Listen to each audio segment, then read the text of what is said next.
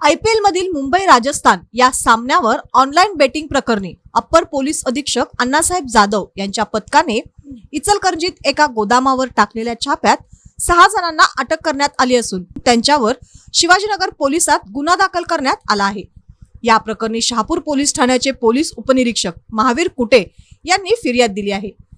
इचलकरंजीत इतक्या मोठ्या प्रमाणात झालेल्या कारवाईने खळबळ उडाली आहे।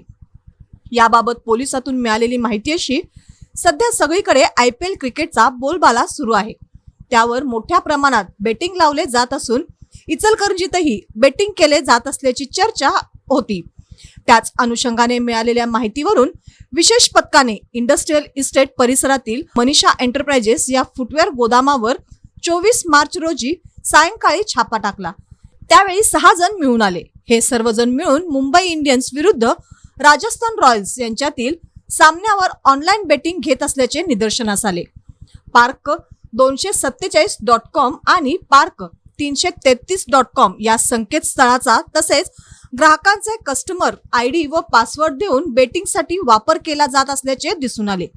6 जणांना ताब्यात घेऊन 4,20,000चे 9 मोबाईल, 15,000चा लॅपटॉप, 70,230 रुपयाची रोकड आणि 54 लाखांची 3 चारचाकी वाहने असा 58,90,230 रुपयांचा मुद्देमाल व साहित्य जप्त करण्यात आले आहे।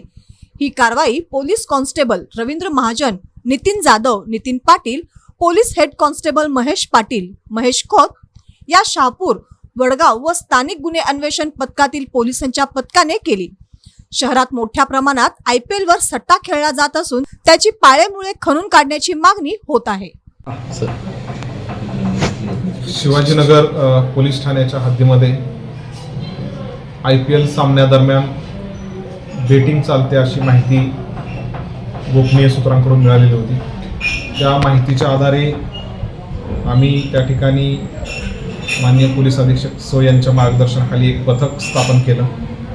सदर पथकामध्ये स्थानिक पोलीस ठाण्याचे काही अधिकारी अंमलदार व स्थानिक गुन्हे अन्वेषण शाखेचे अंमलदार असे एक पथक तयार करून त्या पथकामार्फत काल सायंकाळी छापा मारण्यात आला।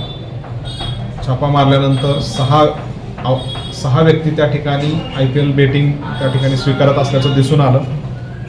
सदर या कारवाईमध्ये ते ज्या ठिकाणी बसून बेटिंग घेत होते अशी वाहनं जप्त करण्यात आले आहेत। सोबतच 9 मोबाईल हँडसेट, 1 लॅपटॉप आणि काही रोख रक्कम त्या ठिकाणी हस्तगत करण्यात आलेली आहे।